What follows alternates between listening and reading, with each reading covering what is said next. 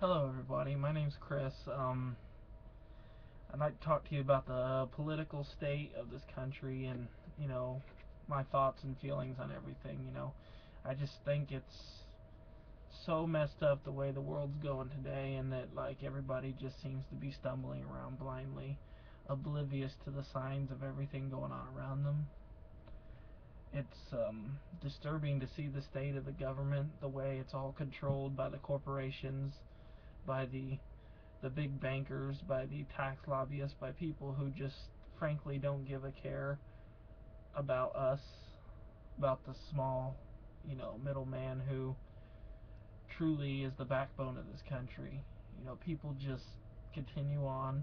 They do their thing from day to day to day, and they just allow things to continue to progress in the way that they are. And I think America needs to wake up, needs to smell the roses, see the signs, see the obvious clues going on around them about the way the country is today, the way that the things have progressed, the way the things are progressing, and stop listening to the mainstream media, stop listening to the news and everything that they see, because that's all controlled by the powers that be. When you watch TV, they tell you this is your enemy. This is the cause of your problems. This is why the things are the way that they are. And people believe what they're told. People are gullible. People follow the mainstream. And I believe that's wrong. I believe that you should view things from your own perspective and look and see that things aren't the way that they should be, that things are slowly and surely progressing away from the founding principles and ideals that this country was made upon.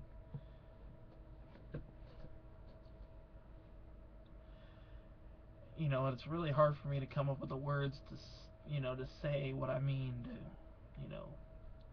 verbally explain to people, because so many people are skeptical that they say, oh, I'm just a conspiracy theorist, oh, I'm just a negative person, that the government would never lie to you, that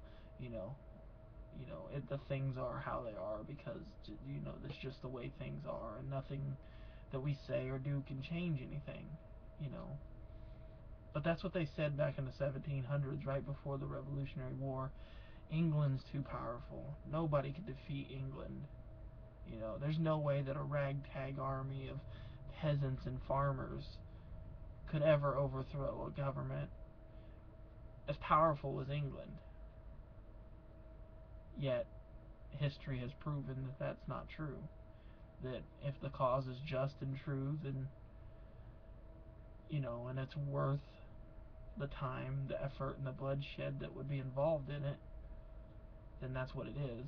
And you see all these peaceful demonstrations going on around the country. Occupy New York, Occupy Wall Street, Occupy all these, because people are seeing the injustice that this government is committing upon its people. And they're finally starting to make a stand. But for any true change to be made, I just do not believe that it can be a nonviolent struggle. That no matter what happens, somebody, somewhere, from one side or the other, is going to do something. And it's going to transgress from being a nonviolent, peaceful demonstration against the powers that be into an all-out, bloody, long, drawn-out civil war. And I just see that this is unavoidable. As bad as it is to say such a thing, it's just an unavoidable fact that for any true change to be made, you can't do it peacefully. History has proven that.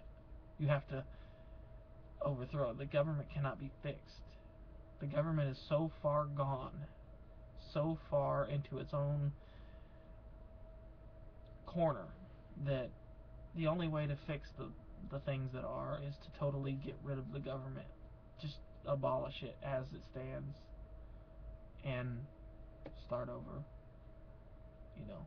Reset all the laws to zero.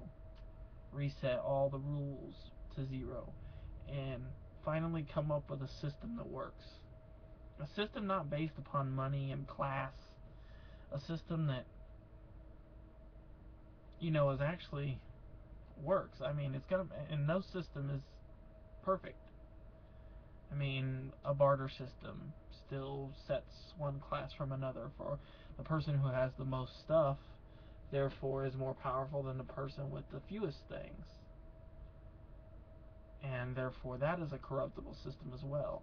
But money in itself, money is the root of all the problems in this world today. Money drives the government, the power, the cravings for control over everything is the reasons things are as they are. And until humanity can move beyond its infancy and shed our lust for money and material possessions and start getting back to the foundations of everything, back to nature, back to farming and it's just that so much damage has been done that I don't know if we can go back, because take away the power, take away the water, the processed foods, the fast food restaurants, the electricity, all the things that everybody takes for granted right now, get rid of it. How many people in this world today have the skills necessary to survive? And I would say less than 1%, because Facebook, the internet, TV, entertainment has got everybody so brainwashed, so enthralled in their TV shows, their internet games, their Facebook games, their texting, their cell phones. Everything is just so readily there that nobody cares anymore. They've got their own little world, their own little group, their own little social network that they follow and keep in track of. But in the end, what do you really have? Take all that away. Get rid of the cell phone service. People just don't realize how fragile that is, how easily it can be just gone. And then what do you have? All those Facebook friends that you talk to and play games with and do all that, they're nothing. You can't talk to them no more. You don't have the power. So you're back to being just you. You haven't developed the social skills necessary to function in a hands-on society. I would like to eventually create something that would be working to better mankind, but I frankly just don't have the skills and the finances necessary to do it, which is the root of the problem: money. We need to create a system that doesn't have money, where things don't cost you to live, to where the basic essentials of life, a house, or let's refer to it as a roof over your head, okay, a place to stay, food, water, the basic essentials of life are given away. You don't have to pay to live. Why should I have to pay to eat?